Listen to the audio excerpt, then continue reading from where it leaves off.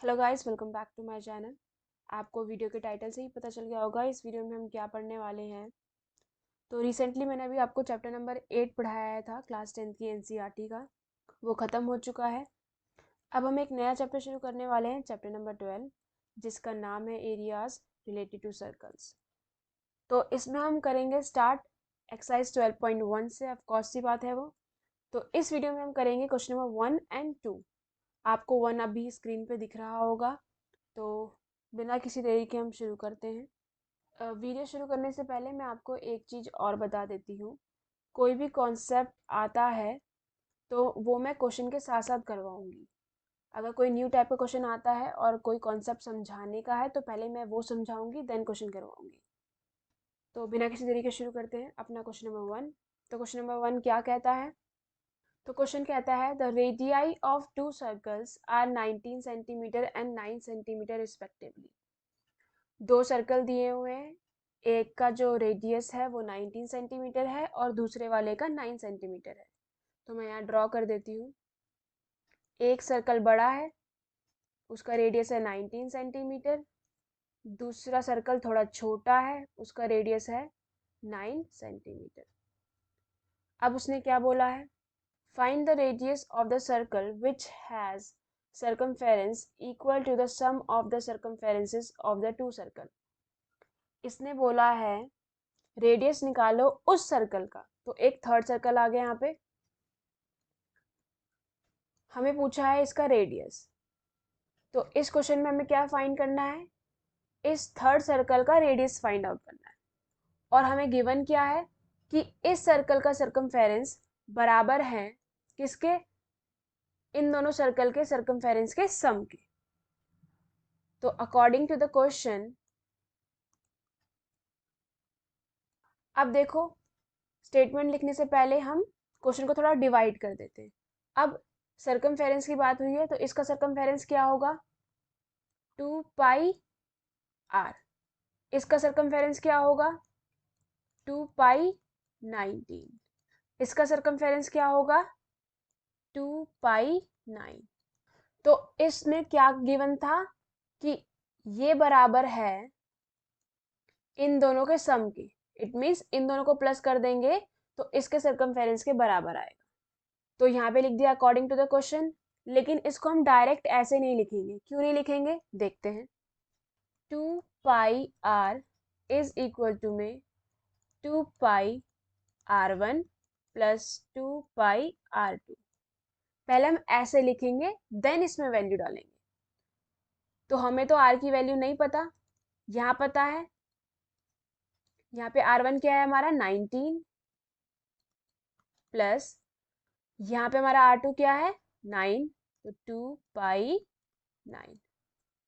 अब देखो, यहाँ पे 2π है और यहाँ पे भी 2π कॉमन आ जाएगा। तो कॉमन ले लेते हैं। यहाँ पे 2π बाहर ले लिया।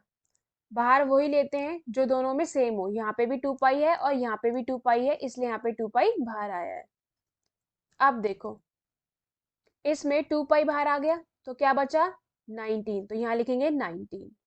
तो यहाँ लिख दिया 19। प्लस का प्लस। सिमिलरली यहाँ पे भी 2π बाहर आ गया तो यहाँ पे क्या बचा? सिर्फ 9। तो यहाँ लिख देंगे 9। तो यहाँ लिख दिया 9।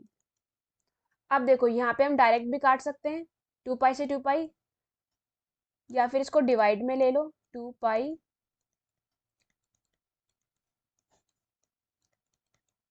यहाँ मल्टीप्लाई में था तो नीचे डिवाइड में आ जाएगा। तो 2π से 2π cancel. r is equal to 19 plus 9 28। तो 28 आ गया। अब देखो, ये 19 और 9 क्या था? सेंटीमीटर में था, तो यहाँ पे भी आ जाएगा सेंटीमीटर। तो r आ गया हमारा 28 सेंटीमीटर। तो रेडियस आ गया हमारा 28 सेंटीमीटर। ये क्वेश्चन बहुत इजी था, लेकिन अगर आपको स्टेटमेंट पढ़नी आती हो तो यहाँ पे बोला था कि सर्कमफेरेंस क्या है? इक्वल है किसके? सम ऑफ सर्कमफेरेंसेस ऑफ टू सर्कल्स। अगर आपको ये पढ़ने आ गया और उससे आपने ये बना लिया तो आप ये क्वेश्चन कर लेंगे। लेकिन आपसे यही नहीं क्वेश्चन बन पाई तो आप ये क्वेश्चन फर्दर सॉल्व नहीं कर पाएंगे। तो ये ध्यान से पढ़ना कि क्या क्वेश्चन दिया हुआ है और उसको कैसे लिखना है। अगर ये अकॉर्डिंग टू द क्वेश्चन आप ये स्टेटमेंट नहीं बना पाएंगे तो ये क्वेश्चन ऑप्शन नहीं होगा, अदरवाइज ये क्वेश्चन बहुत ईजी है। ये क्वेश्चन हो गया। अब हम बढ़ते हैं सेकंड क्वेश्चन की तरफ। तो ये रहा हमारा सेकंड क्वेश्चन। ये क्या कहता है, the radii of two circles are 8 centimetre and 6 centimetre respectively. दो सर्कल दिए हुए हैं, उनका रेडियस दिया हुआ है, एक का रेडियस है 8 सेंटीमीटर, एक का रेडियस है 6 सेंटीमीटर। अब उसने क्या बोला है, find the radius of the circle having area equal to the sum of the areas of the two circles. इसको समझाने से पहले मैं ये दो सर्कल्स बना देती हूँ। तो यहाँ पे दो सर्कल बना देते हैं। तो एक का रेडियस है 8 सेंटीमीटर और एक का रेडियस है 6 सेंटीमीटर। अब उसने क्या कहा है, ध्यान से पढ़ना, ये सेम क्वेश्चन है फर्स्ट की तरह, लेकिन वहाँ पे सर्कमफेरेंस की बात हुई थी, यहाँ पे एरिया की बात हो रही है। तो उसने बोला है find the radius of the circle, हमें एक सर्कल का रेडियस निकालना है।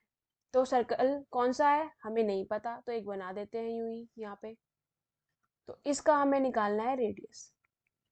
और क्या बोला गया है, कंडीशन क्या दी है कि जो ये सर्कल है ये वाला, इसका एरिया, इसका एरिया क्या होगा, पाई आर स्क्वायर होगा। इसका एरिया होगा, इक्वल होगा, किसके इक्वल होगा, sum of the areas of the two circle, इन दोनों एरिया के सम की।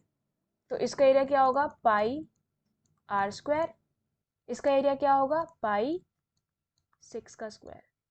तो इनका सम कर दो, इनका सम करने पे जो आएगा वो बराबर होगा इस न्यू वाले सर्कल के एरिया के, कि radius of the circle having area equal to the sum of the areas of the two circle.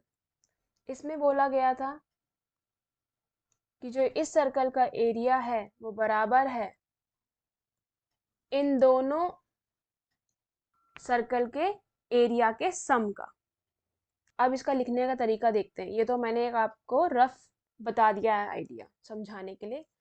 तो लिखेंगे according to the question pi are square is equal to में, यहाँ पे डायरेक्ट 8 मत लिखना, इसको नाम दे दो पाई आर 1,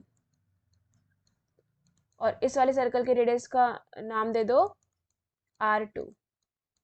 आप कुछ भी दे सकते हो, उससे कोई फर्क नहीं पड़ता है। अब यहाँ वैल्यू पुट करेंगे। देखो इस R की तो हमें वैल्यू निकालनी है, तो इसको ऐसे ही रख देंगे। इस वाले की हमें पता है R1 की वैल्यू क्या है 8 का स्क्वायर, R2 की वैल्यू क्या है 6। इसको सॉल्व करेंगे फर्दर। 8 8 जा 64, 64 पाई प्लस का प्लस 6 6 जा 36, 36 पाई। अब देखो इस साइड लेफ्ट हैंड साइड भी पाई है और राइट हैंड साइड भी पाई है, तो right hand side pi common ले लेते हैं। कॉमन वही आता है जो दोनों जगह हो, तो यहाँ दोनों जगह है तो कॉमन आ गया। अब अंदर क्या बचा, यहाँ से पाई निकल गया तो क्या बचा 64 प्लस का प्लस, यहाँ से ही पाई निकल गया तो क्या बचा सिर्फ 36। Pi are square is equal to में 64 प्लस 36 100। अब देखो पाई से पाई डायरेक्ट काट देंगे। कैसे काटा है मैंने आपको फर्स्ट क्वेश्चन में ही बता दिया था, ये मल्टीप्लाई में है तो डिवाइड में चल जाएगा, करके बता देती हूँ।